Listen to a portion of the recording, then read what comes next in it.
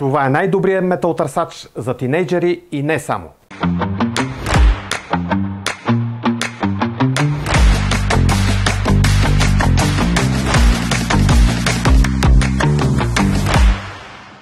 Здравейте търсачи, аз съм Андро от iShop и днес ще ви представя металотърсача на Garrett Ace 200.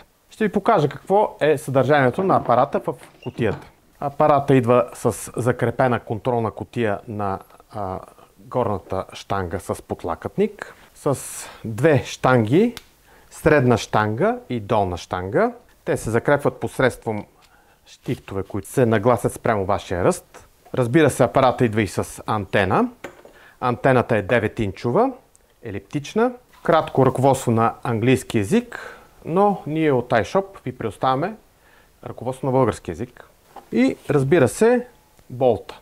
Болта, закрепващия болт между щангата и антената. В апарата са включени 4 батерии по волт и половина, 2 пъти А. Те се поставят в предната част, като приплъзвате леко капак на апарата.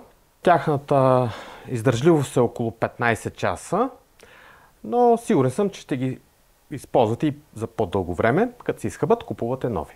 Сега ще ви сглобя апарата и ще го включа да ви покажа как работи. Това е състоянието на апарата след като бъде сглобен, но вие може да разширите неговата дължина или съответно да я скъсите посредством щангите, където има отвори за щифтовете.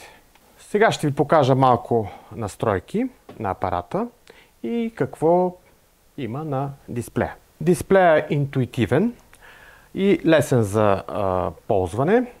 Апарата има 3 бутона. От дясната страна се намира бутона за включване, Power бутона.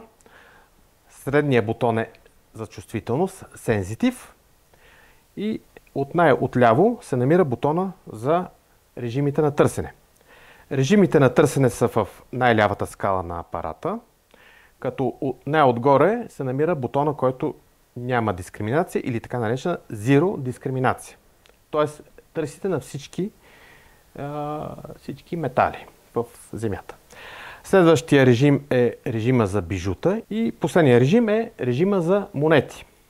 Последните два режима са за има вградена дискриминация на търсене на находки. Или, виждате, най-отгоре има една скала, която показва къде се намира сегментите за нежеланите елементи като желязо, те са отцветени в червено, и желаните сегменти като бронз, злато и сребро, но те са отцветени в зелен цвят. От най-дясната част на дисплея е показана скала за дълбочина. И тя е номерирана до 15 плюс сантиметра. Обикновено този тип апарат намира една монета на около 15, 20, 25 см в земята. В комплекта не са включени слушалки, но производителят поставя букса за жични слушалки и в момента ще ви демонстрирам как се включват и те. Вкарвате тия слушалки така и звука от вместо високоговорител ще го чувате в слушалките на Garrett. Това е всичко, което трябва да знаете за модела на Garrett Ace 200. Ако ви е харесало видеото, абонирайте се за нашия канал и до следващия път!